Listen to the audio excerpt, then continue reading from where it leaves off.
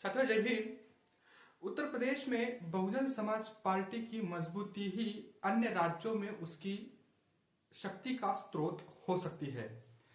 Bahujan Samaj party यानी बसपा की राजनीति को समझने के लिए एक बड़े बरगद के पेड़ का उदाहरण सबसे उपयुक्त है और इससे इसको समझा जा सकता है।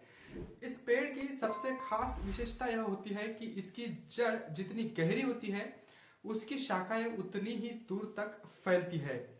अब मैं इस बात पर चर्चा इसलिए कर रहा हूं क्योंकि हाल ही में दिल्ली के जो विधानसभा के चुनाव हुए हैं उन चुनावों में बसपा का जो रिजल्ट रहा है वो कुछ अच्छा नहीं रहा है और आने वाले दिनों में बसपा के लिए ये चिंताएं बढ़ाने वाली बात हो सकती है और राष्ट्रीय पार्टी का जो दर्जा है उस पर भी ये 1-2 साल में मतलब वो भी कम हो सकता है। यानी बसपा की राजनीति पर एक बड़ा सवाल अब उठना शुरू हो चुका है और उसी के मद्देनजर ये बातचीत आपके साथ मैं कर रहा हूं। अगर यह जड़ कमजोर हो जाए तो धीरे धीरे शाखाएं भी कमजोर पड़ने लगती है। यही सिद्धांत बसपा की राजनीतिक स्थिति पर अब लागू होता हुआ दिख रहा है बरगद के पेड़ का। उत्तर प्रदेश भारत का सबसे बड़ा राज्य है और यहाँ की राजनीति का सीधा प्रभाव जो है वो राष्ट्रीय राजनीति पर भी पड़ता है। इसके हिसाब से बसपा ने जब जब उत्तर प्रदेश में ताकत दिखाई तब तब अन्य राज्य में भी उसकी जो राजनीतिक स्थिति है वो मजबूत होती हुई दिखाई दी। 2007 में जब बसपा ने पूर्ण बहुमत के साथ सरकार बनाई थी तब देश के कई अन्य राज्यों में जैसे मध्य प्रदेश, राजस्थान, महाराष्ट्र, पंजाब आदि में बसपा का ग्राफ तेजी से बढ़ा। इसी दौरान कई राज्यों में बसपा की मौजूदगी सिर्फ चुनाव लड़ने तक सीमित नहीं रही बल्कि वहां विधायक और सांसद भी जीतने लगे।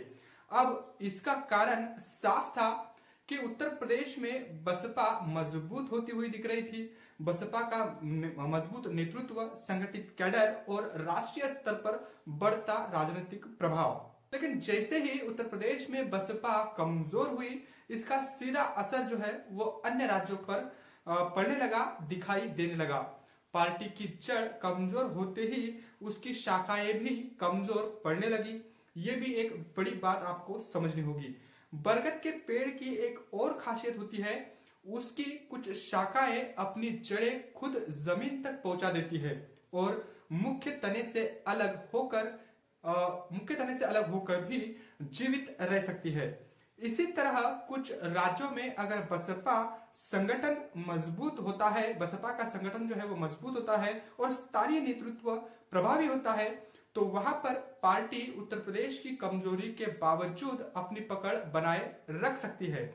कई राज्यों में ऐसा संभावित भी हो सकता है लेकिन यह तभी संभव हो सकता है जब वहां स्थानीय नेतृत्व भी मजबूती के साथ काम करे, स्वतंत्र रूप से काम करे और अपने जनाधार को बनाए रखने में सक्षम हो। हालांकि यह अपवाद ही होगा न कि सामान्य नियम। 27 का उत्तर प्रदेश विधानसभा चुनाव बसपा के लिए सिर्फ एक चुनाव ही नहीं बल्कि उसके राजनीतिक अस्तित्व की पुनरावृत्ति व पुनर्स्थापना का अवसर होगा। अगर बसपा इस चुनाव में वापसी करती है तो न केवल उत्तर प्रदेश में बल्कि अन्य राज्यों में भी उसका असर दिखाई देगा, उसका सीधा असर दिखाई देगा। इसके लिए पार्टी को अपने संगठन को नए सिरे से मजबूत करना होगा। दलितों, पिछड़ों और अन्य धार्मिक अल्पसंख्यकों के बीच अपनी हुई पकड़ फिर से हासिल करनी होगी और जमीनी स्तर पर कार्यकर्ताओं की फौज तैयार करनी होगी। उत्तर प्रदेश बसपा का केंद्र है, इसकी जड़ है। जब तक यह जड़ मजबूत नहीं होगी तब तक जो है वो अन्य राज्यों में पार्टी के विस्तार की कल्पना भी नहीं कर सकते हैं। ये एक बड़ा तथ्य है जो समझने की कोशिश अब बसपा संगठन को करनी होगी। 2027 का चुनाव इस जड़ को फिर से सींचने का मौका है, इस जड़ों को फिर से मजबूत करने का मौका है जिसे गंवाना भारी भूल होगी।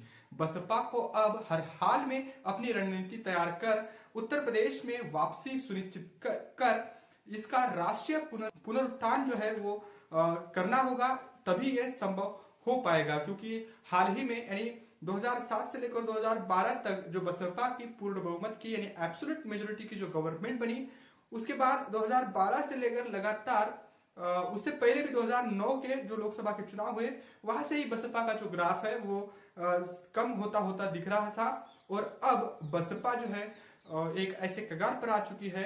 अब 2027 के जो विधानसभा के चुनाव है उत्तर प्रदेश के, वो बसपा के लिए काफी महत्वपूर्ण है और वही से दिशा जो है वो बसपा की मतलब बसपा की राजनीति और बसपा के अस्तित्व की बात जो है वो 2027 इसके बाद पता चलेगी।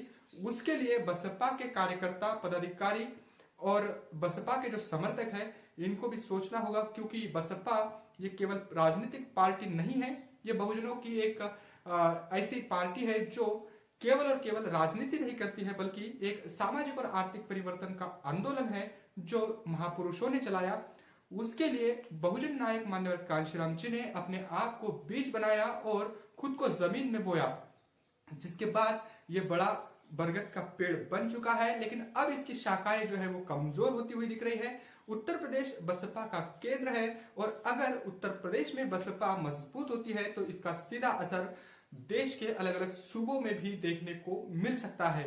अब शर्त है कि बसपा के कार्यकर्ता, बसपा की नेत्री अब इस पर क्या एक्शन लेती है, ये भी अब देखने वाली बात होगी, क्योंकि बगैर नेतृत्व के यानी बसपा की जो सुप्रीमो है, बसपा सुप्रीमो, इनके आदेश का अगर पालन होता है, उनके दिशा निर्देश पर अगर बसपा के कार्यकर्ता काम करते हैं तो 2027 में बसपा जरूर वापसी कर सकती है।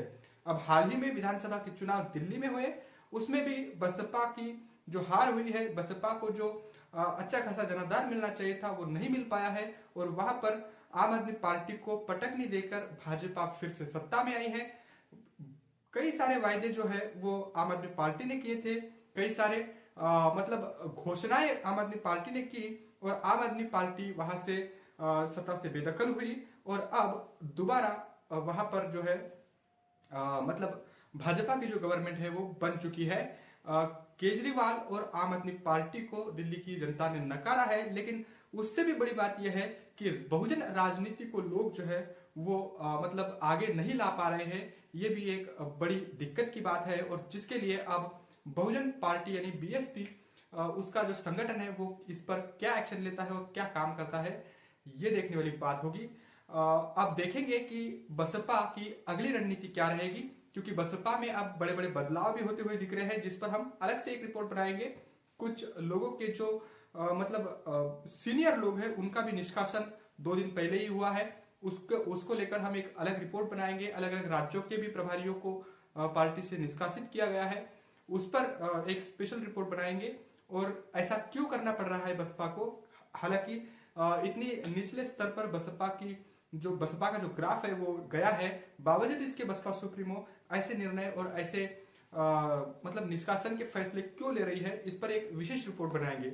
लेकिन बसपा फिलहाल यही बात है कि बसपा अगर उत्तर प्रदेश में अपने संगठन को चुस्त व दुरुस्त करती है तो इसका असर जो है वो अलग राज्यों पर पड़ेगा और तभी बसपा का जो आने वाला समय है वो बदल सकता है। तो इस रिपोर्ट में फिलहाल इतना ही। बसपा के संगठन को लेकर और बसपा के भविष्य को लेकर आप क्या कुछ सोचते हैं, ये कमेंट करके हमें जरूर बताएं। बने रहे प्रबुद्ध भारत टीवी के साथ।